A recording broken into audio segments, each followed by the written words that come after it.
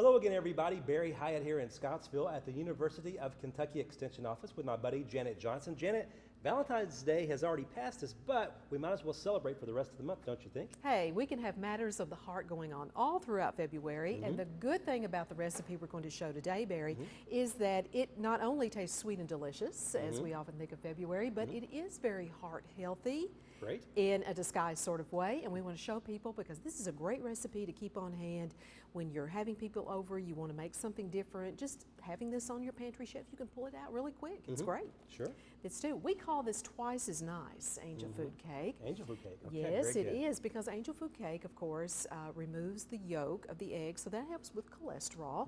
But again, it's just a delicious light cake, and I like this for spring to carry on into the summer with lots of things. So what we're showing you now, just kind of hold it for the rest of the season, because we're getting ready to move into strawberry season soon too. Exactly. Okay, what you need to do to make twice as nice cake is just take a box mix of angel food cake, your choice of brand, and then what we're going to do is divide that. Okay. Now that is roughly 1 1/4 cups, and I say that because you'll have a little left, you know, in your bowl, and so just kind of take a tablespoon, just divide it as best you can. But we're just dividing the mix into two different bowls, and to one of the bowls, we are going to add a couple of tablespoons of dry cocoa. Okay.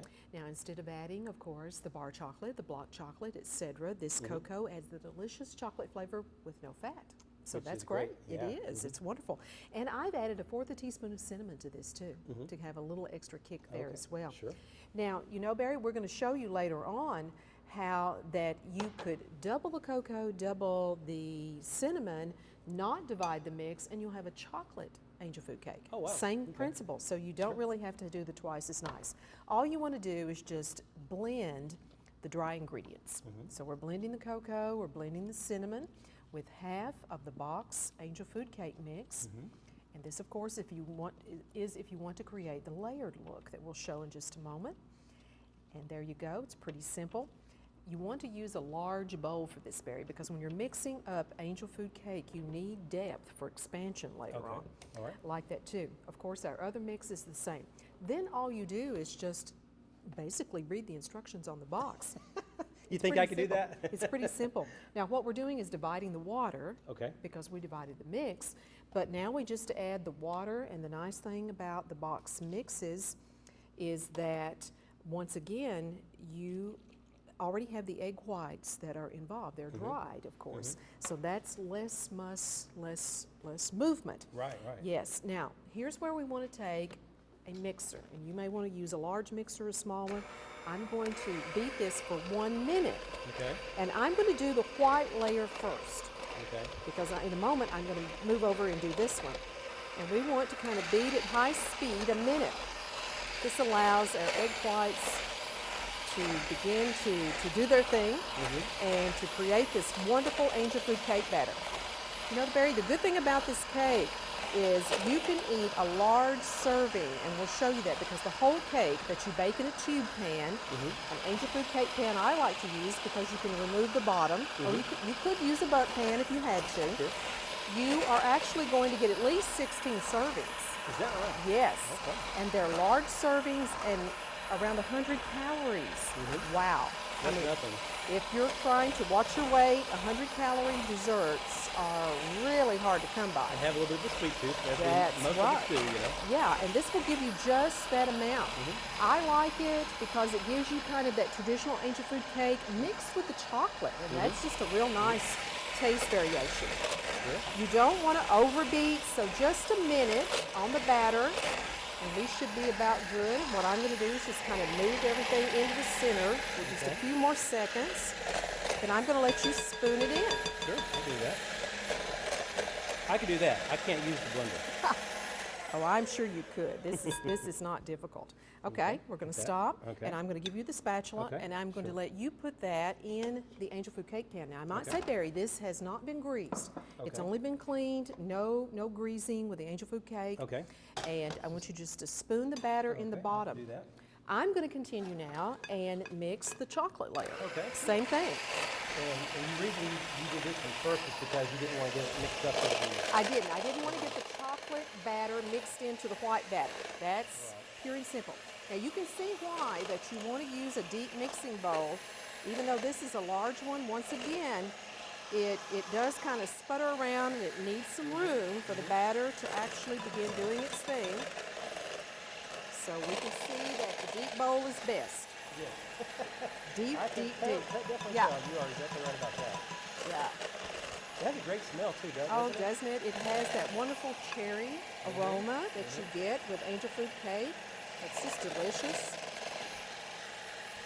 Yeah, it smells outstanding. Oh, it does.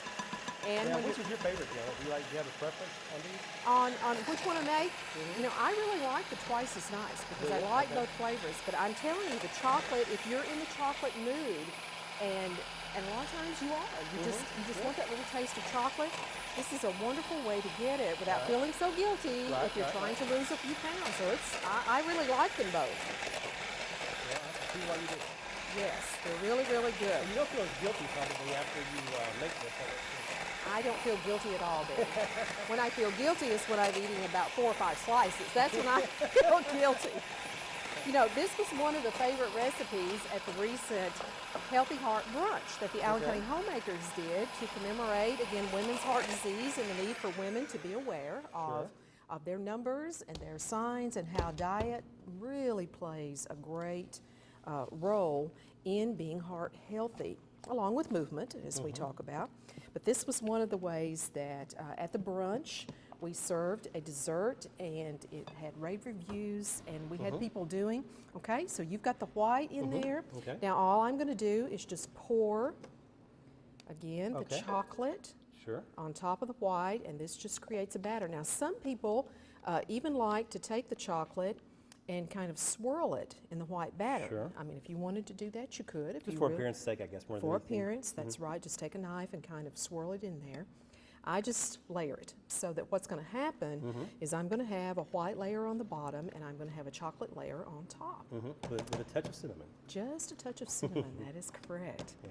That's right, and it's going to bake up and we're going to show you the finished result. Now again, you're putting this in an ungreased tube pan. We want people to really be aware of that because that's... Now, why again do you not want to grease it? You don't want to add the fat, and once again, it is the texture of the cake, and it is the cooling process. This cake comes out of the oven, and we're going to put this tube pan with the chocolate topping. We're going to put it in a 350-degree oven for approximately 38 to 40-ish minutes. Again, package instructions on that. And what you'll see is that when you have this pan, you need to actually remove a top rack and take that out. So deep, I guess. Yes, this is going to rise. And in many cases, Barry, we may want to even move our bottom. If you'll hold that just a second, we may even want to move this down one, okay? And with some difficulty, we got that done. That's okay. And we use the lowest rack. That's what we're doing in the 350-degree oven and let it bake with package instructions. And then we will have... Yes, what does that finished product look like, Janet? Let's look at this, and I'm going to kind of reach over and get this and let you show folks what this cake looks now look like. At this. It is a beautiful cake, and you can see that angel food cake is done, of course, when it gets this kind of crusty, dry look on top. You don't want to overcook, but you don't want to undercook, too. So, and it just serves up beautifully. I like to serve it with berries and a low-fat topping that you can use, or a fat-free topping. And it's just a beautiful dessert. You could put strawberries or blueberries or raspberries. Another Peaches, great. probably. Peaches would be wonderful. You just can't beat this dessert. And as you can see, it's very showy, very pretty. And I'll even show you. Reach over and get the chocolate cake. There you go. And give you an idea of what it looks like just to go ahead and take all the mix, add double the proportion of chocolate and cinnamon that we used, and we've got a great dessert. Oh, it's fantastic. Lots of flavors. Well, I'm sure it tastes great too, right? It's yummy. Absolutely And, yummy. and as we mentioned earlier, you're talking about heart healthy, and you don't feel so guilty after you've eaten a slice or two, right? No, you don't. And adding the fruit of your choice just makes it even more heart healthy too. Fantastic. It's great. Well, it looks fantastic, and we're going to dive into this here just in a couple of minutes, I would assume. I'm guessing maybe. Yes, we will. Before we wrap it up, though, next month is March, and do you have anything on the agenda yet for next month? Hey, we're going to be able to look at some of the first fruits and vegetables coming in, particularly vegetables coming Okay. in. It's St. Patrick's Day, so I'm thinking green, don't you? I think that would be a think good so. idea. We'll look should at we some early should we things. wear green the day that we Hey, take the show?